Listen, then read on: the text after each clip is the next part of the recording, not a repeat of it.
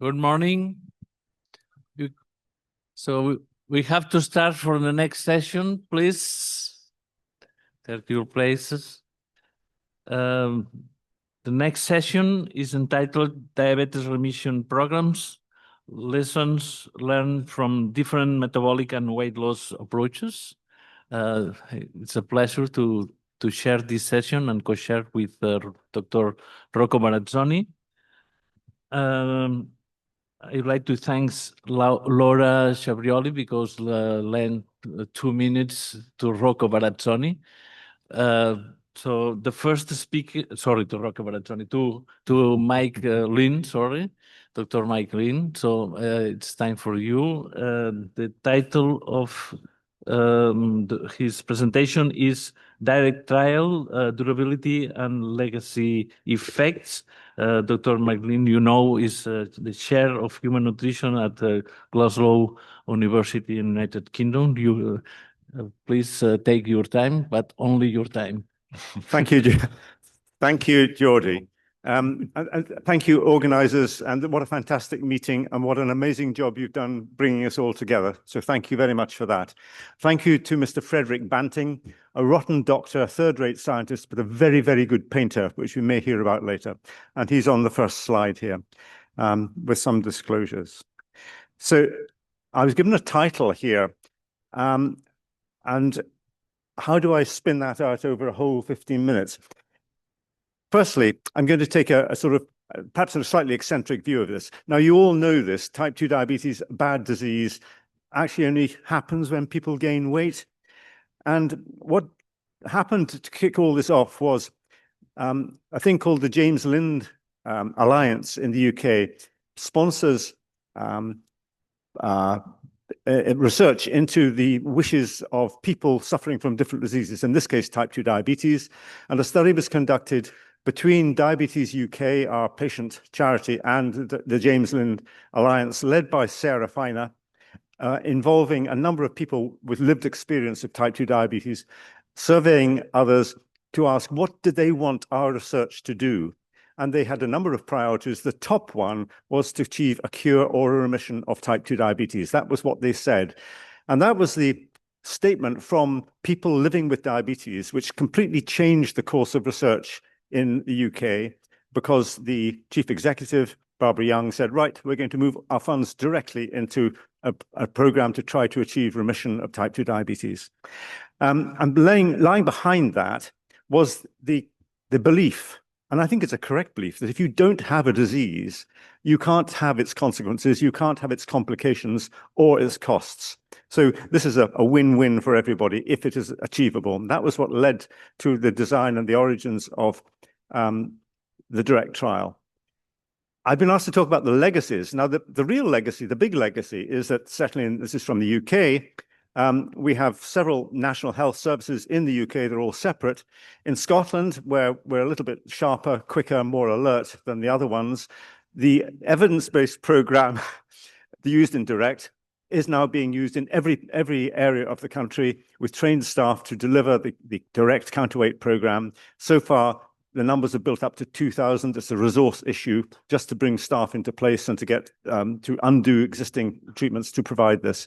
In England, the numbers are going up to 10,000, and I gather another 10,000 are being put forward using programs based on the direct intervention. So this is a real-life legacy affecting now quite large numbers of people, offered programs within the National Health Services. Added to that are many, many thousands of people who've heard about the direct intervention and who've done it themselves, who've gone down the road, who found a way to lose weight, who followed a specific program, or they've just done it by self-directed approaches. So huge numbers are actually achieving remissions now who never did previously. And this is just showing that the counterweight program is now available. It's completely changed. It's online. It's entirely remote. And it's become a little cheaper and more manageable to reach larger numbers of people. They just have to make a phone call and get on with it. Worldwide, there's a legacy from this trial, which I've summarized here with a number of intervention studies using what we call direct principles. So the intervention it may not be exactly like DIRECT. The Diadem 1 study was exactly like DIRECT, and the DIRECT Australia very similar, but in very different contexts. And these studies have all shown remarkable remission rates, and I've listed them here. To the extent that I think we probably don't need another clinical trial to show that weight loss will produce remissions of diabetes for large numbers of participants. The ones we can draw attention to that are interesting, the Retune study, which is a small study led by Roy Taylor, got a 70% remission rate in people who had a body mass index below 27, 23 to 27. They only had to lose about 7 kilograms of weight on average. And I'll also draw attention to and I'll mention it later, what we call HODIRECT. This is an intervention which was derived from DIRECT in a country where formula diets are unaffordable, where medicines are largely unaffordable, where there is no insulin. Children simply die if they have type 1 diabetes. So a completely different environment. We're using a totally food-based approach, which is being managed by non-health professional people in environments where there is effectively no primary health care, and still getting high remission rates. We also have a legacy effect in clinical guidelines. And again, I've listed some here. The DNSG, our own guidelines here, was fundamental and has been now picked up by others around the world. England got in there, and Scotland with the SIGN and NICE guidelines. And then there's a number of others. IDF has woken up to the idea that remission is a good idea, and so has the ADA, remarkably.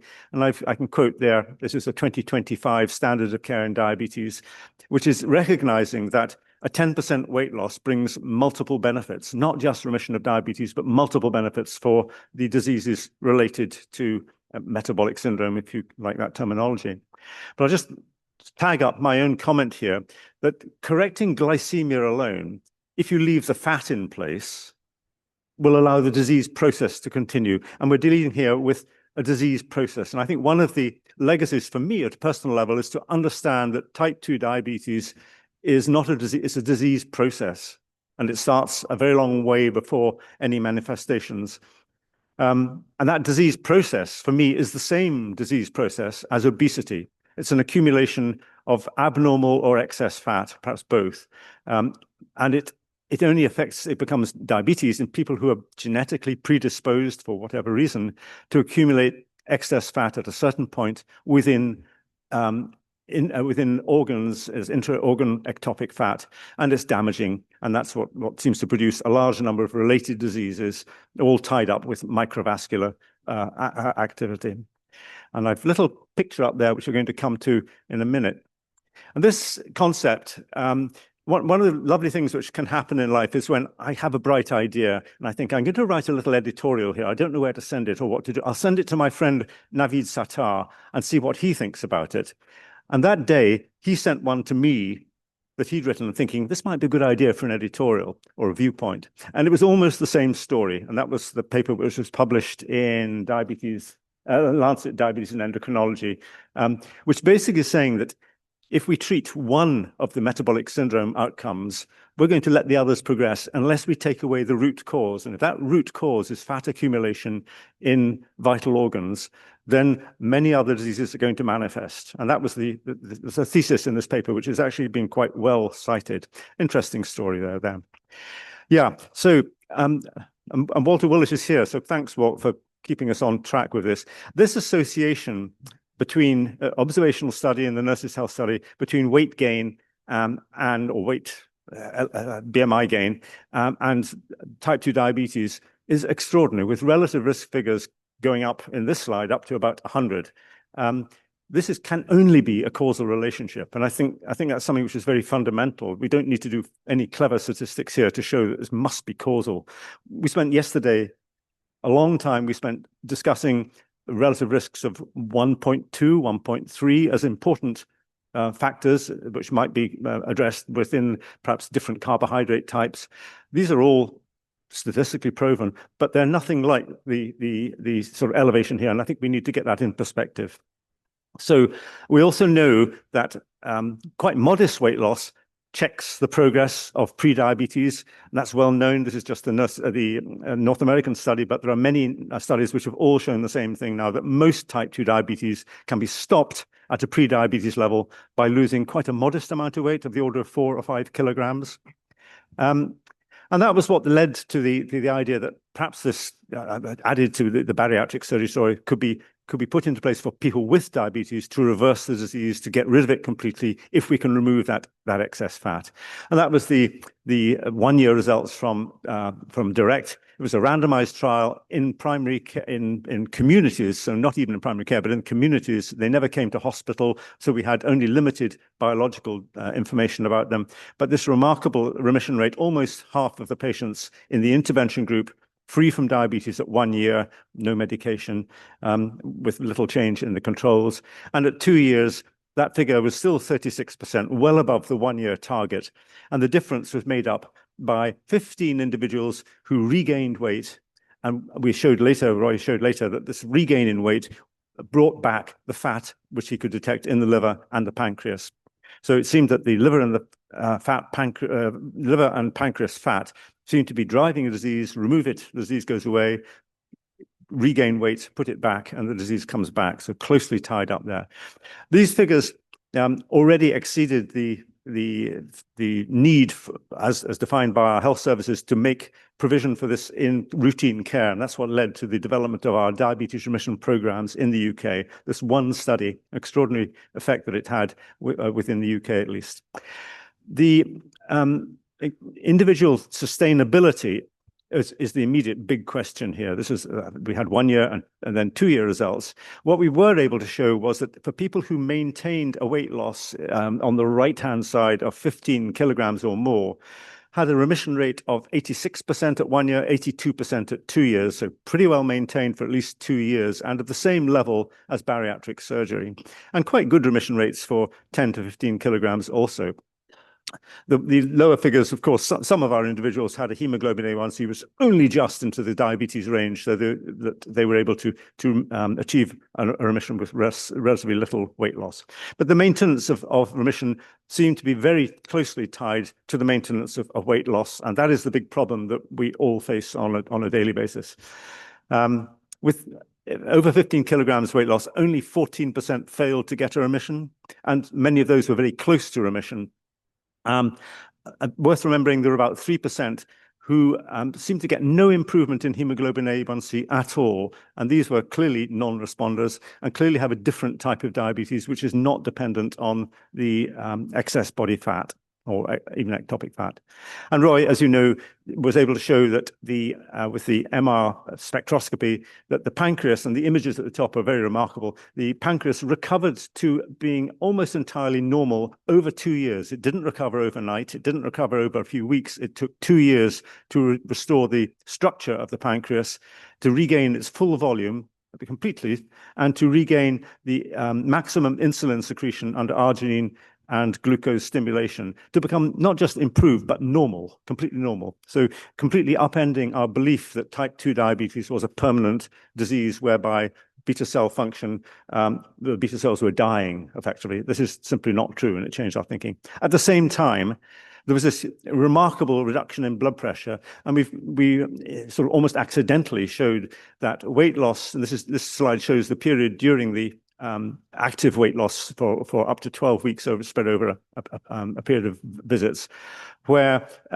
was a far greater effect on blood pressure than any medication that's ever been invented. The mean reduction in blood pressure there, about 10 millimeters of mercury. There was a drop at an earlier stage of about 15 millimeters of mercury in the group of people who never had antihypertensive medications, and we were able to withdraw the medications completely for about 2/3 of our patients by the end of that period. So with these benefits, removing the diabetes, lowering the blood pressure dramatically, you would certainly expect some, or hope for some benefit from cardiovascular outcomes. The study was not designed for that, and certainly wasn't big enough for that, and I'll come on to it. But what we were able to show was we did a follow-up at 5 years. Now, at 5 years, this is no longer a controlled trial, because at the end of the 2-year randomized trial, I personally wrote to every participant and said, these are the results. Do everything you can to lose weight and to maintain that weight loss. The program which we developed, Counterweight Plus, we made available to the control group, and a lot of them did go and do it. So well done them. But it was no longer a controlled trial. However, at the end of the 5 years, there were still larger numbers in the original intervention group who had achieved remission, who had achieved weight loss, than in the original control group. And what we showed at 5 years was that in the intervention group, the maintained weight loss was 6 kilograms. It wasn't over 10, it was 6 kilograms, 6.1. And that's rather better than is found in routine practice and indeed in most clinical trials. At that point, the number who were in remission was 13% of the intervention group. So it had fallen from 46% at 1 year, 36 2 years, down to 13%. But they didn't all fall immediately, and many of them had remissions for quite a long period into that 5 years. We showed that there were 50% fewer serious adverse events over the 5 years. And those are diseases which take people into hospital. So half the number of hospital admissions for other serious diseases of any kind over 5 years. And that has a huge economic effect. And we were able to show then by some clever statistics, which my colleague Alex McConaughey did, that in our participants were more of them were free from diabetes-related clinical events, and that's everything, including, and quite a lot of them were infections, but they were free from those events if they had a longer period in remission within that 5 years, if they had a lower hemoglobin A1C throughout the 5 years, and in those who had more sustained weight loss. So all the outcomes which we were aiming for in the intervention were associated with greater freedom from diabetes-related events. And on top of that, a 50% reduction in serious adverse events. So clinically, this was quite an important intervention. And as I say, quite big economic benefits, which we've published and are continuing to publish. But we all recognize that the big issue here was going to be maintaining that weight loss better and improving the sort of cost efficiency of the whole intervention. Does the remission of diabetes reduce cardiovascular disease? DIRECT was no way big enough or long enough to be able to show that. And so there was no significant effect. It was much too small. However, Ed Gregg and colleagues did a secondary analysis of look ahead, rather like the analysis of individuals who lost greater than 10 kilograms. They found that people who had a remission at any point in the follow-up over 10 years were 33%, had 30% fewer cardiovascular events and chronic kidney disease than people who had not got remissions. And that's backed up by an observational study from a registrar in the south of England, which was led by Simon Griffin and colleagues from Cambridge. And this is quite a big observational study of 60,000 individuals over 7 years. And people in that study, again, people who achieved remission of type 2 diabetes, even for a short period of time, had less microvascular and cardiovascular outcomes and lower mortality. So it's kind of going in the right direction. And that probably is as far as we can say in terms of the immediate legacy for individuals. So you don't have to maintain your remission for the whole period to get a long-term benefit. I'm sure it's better if you can. Another legacy, and this is perhaps the one I've already hinted at, is that having a recommendation for weight loss and remission of type 2 diabetes in our clinical guidelines is really very important. There is a question about where you should prioritize it. It's now entering guidelines at different points. 2 minutes. And in 2 minutes, I can tell you lots.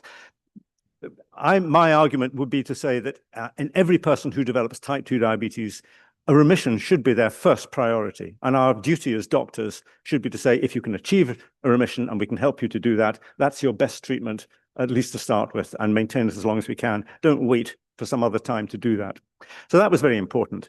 And I think we also recognized through this work that if we're aiming at long-term maintenance of remissions, we're far more likely to achieve that using a traditional diet approach, a diet eating pattern which is traditional, which is followed by communities, which is understood and respected by communities. Predimed being quite a good example, I think. So we're looking forward to next year. And we can come back and discuss that. But that really came out of our work writing the guidelines. We kind of consolidated this idea. We've made very little progress trying to give guidance about specific nutrients or even specific foods, but diet patterns seem to be the way of the future. And the diet pattern, which is attractive to me at the moment, is the Nepali diet, where we've designed a diet program using entirely normal, we call it traditional foods. They don't, because it's their normal foods in Nepal, dal bhat, basically, to provide a diet which will allow weight loss of about 850 calories, and then moving on to a weight loss maintenance program. And this is now being managed by communities with essentially with no medical or health professional input, other than to test and diagnose or monitor hemoglobin A1C.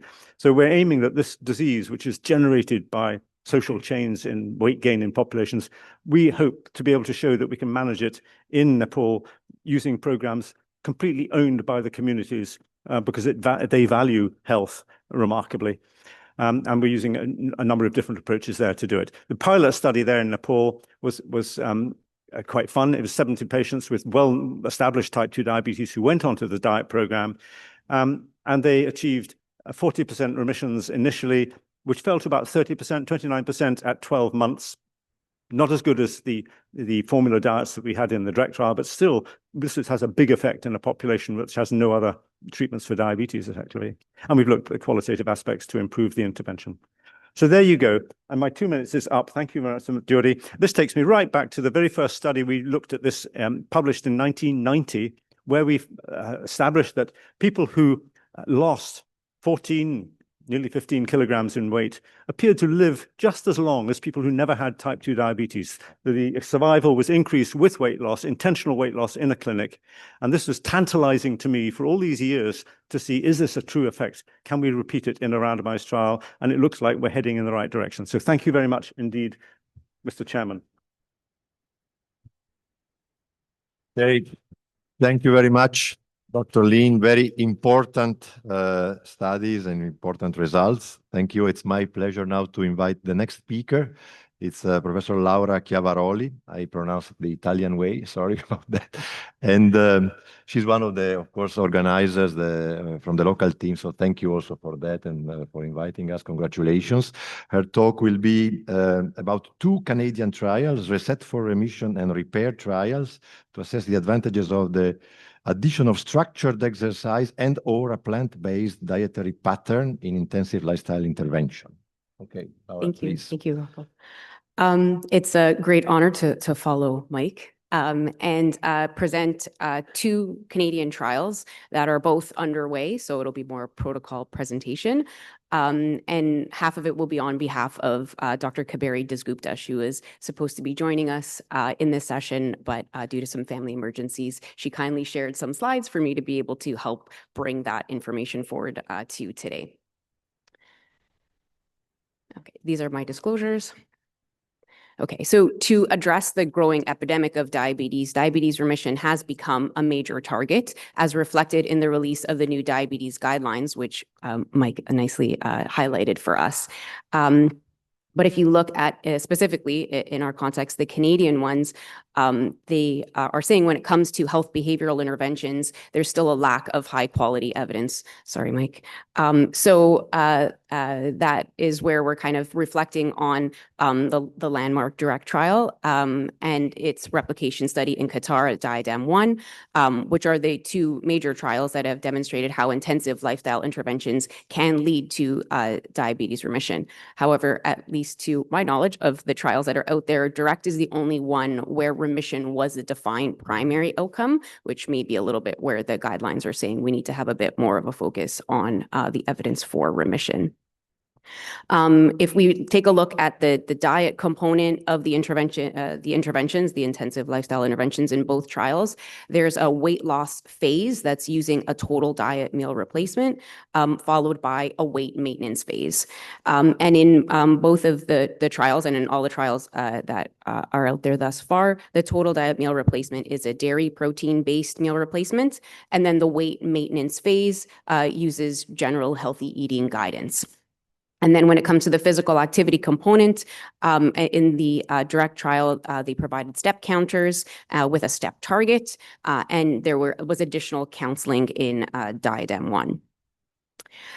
So some of the knowledge gaps, at least for us to be thinking about how we can help with substantiating the call that's out there in Diabetes Canada's guidelines, is that there's a need for trials to help with demonstrating the effects of ILIs, or intensive lifestyle interventions, in the Canadian context, as well as in the current era we have with the GLP-1 medicines. There's also a further opportunity here to examine potential program enhancements, as well as better alignment with our clinical practice guidelines for diet and physical activity. And so this is where the Reset for Remission and the Repair trials aim to provide the high quality evidence in the Canadian context of the effect of ILIs for remission, while also examining some enhancements. So I'll start with the Reset for Remission study, and Dr. Kaberi Dasgupta is the PI in Canada, and this is a multi-site collaboration with Dr. Thomas Yates in the UK. This is her study team. So she has the wonderful Debbie Chan, who's her research assistant. She has 2 kinesiologists, and then a clinical research coordinator and a study dietitian. So their focused research question is, does adding structured or supervised exercise to a direct or diadem 1-like dietary strategy lead to remission while preserving lean mass and enhancing cardiac function? So the goal in the Reset study was to recruit 100 participants and randomize to either standard of care or the ILI, with 60 in Canada and 40 in the UK. And then for those, and this is a 24-week intervention. For those randomized in the ILI, again, they're using a total diet meal replacement, but only for 2 weeks. And then at weeks 3 to 12, they have what they call a partial diet meal replacement, which is they're still using the OptiFast total diet meal replacement there, but they're also adding on another 150 to 200 calories on exercise days, because that's when the structured supervised exercise program begins. And then in the last 12 weeks, they have a full food introduction and structured unsupervised exercise. Their recruitment includes adults 18 to 45 years of age, diagnosed with type 2 diabetes within the first 6 years, not taking insulin, living with obesity, and having an A1C generally between 6 to 10%. And the locations in Canada are in Montreal as well as Edmonton, and then it's Leicester in the UK. When it comes to the dietary approach, so all glucose and blood pressure medications are stopped, and then participants in the first 2 weeks are taking a 900 calorie total diet meal replacement per day. And then the weeks 3 to 12 is where, again, like I mentioned, they're adding some food on the exercise days. And then the last 12 weeks is a full food following just, that's Canada's food guide, our plate, so healthy eating guidelines.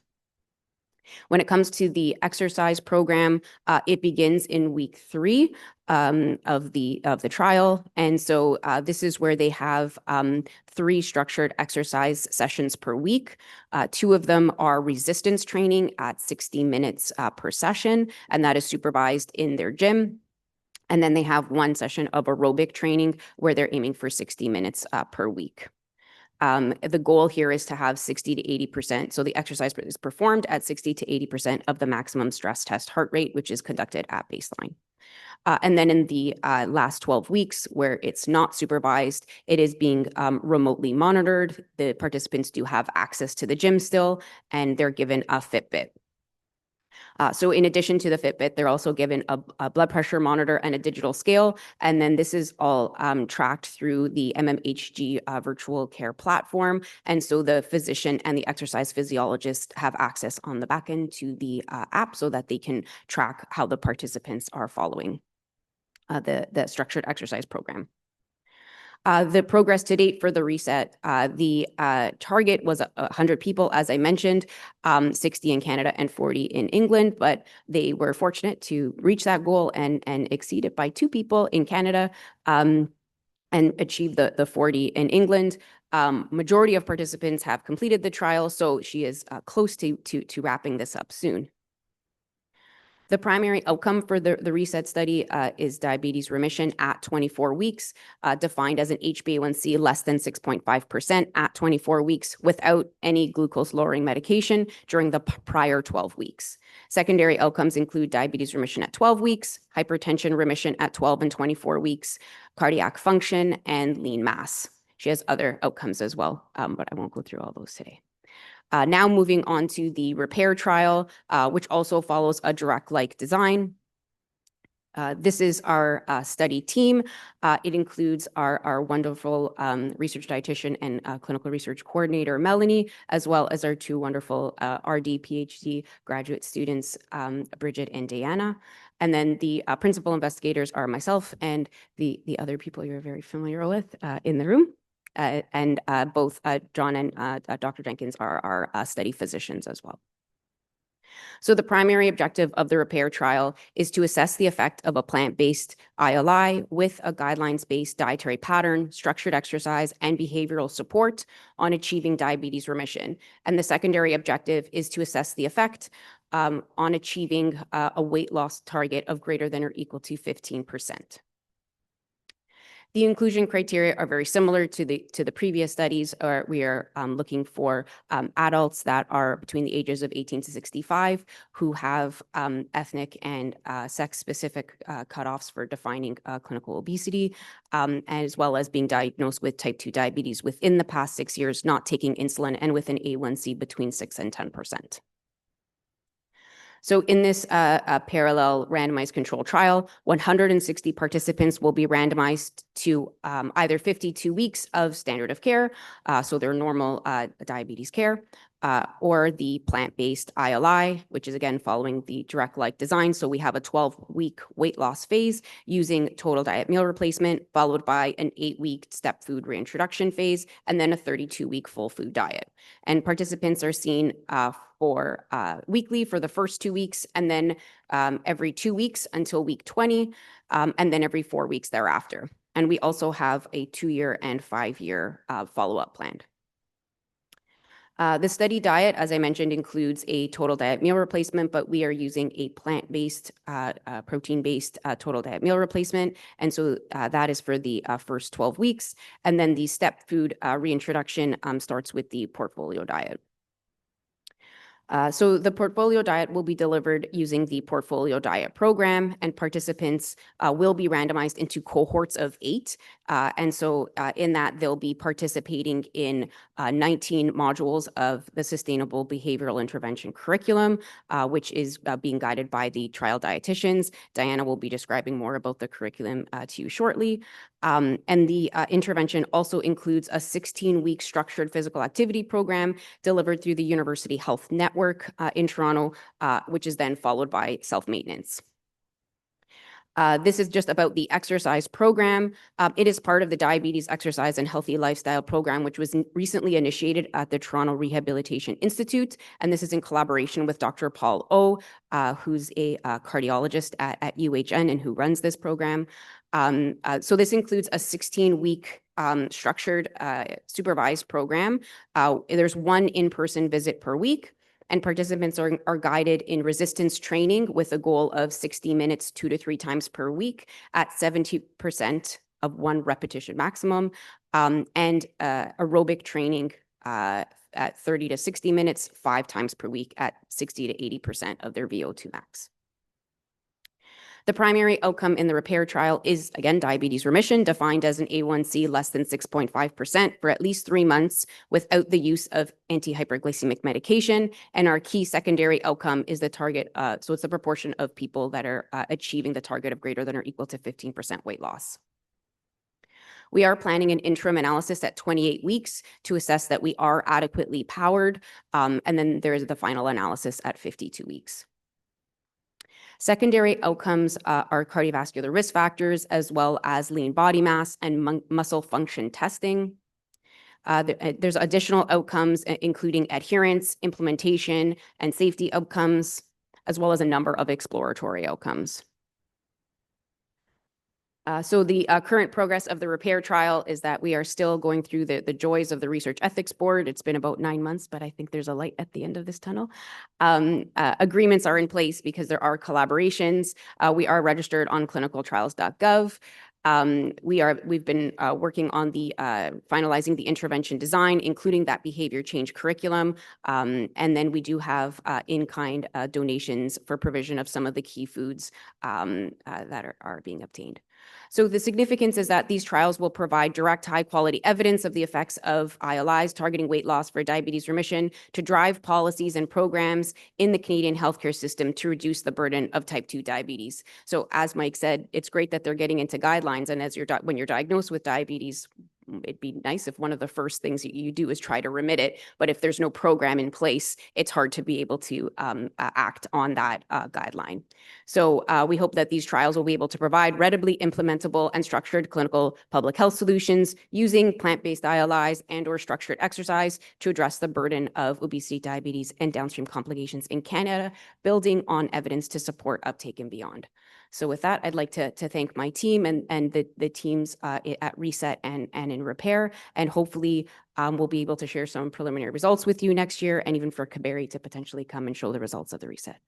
Thank you.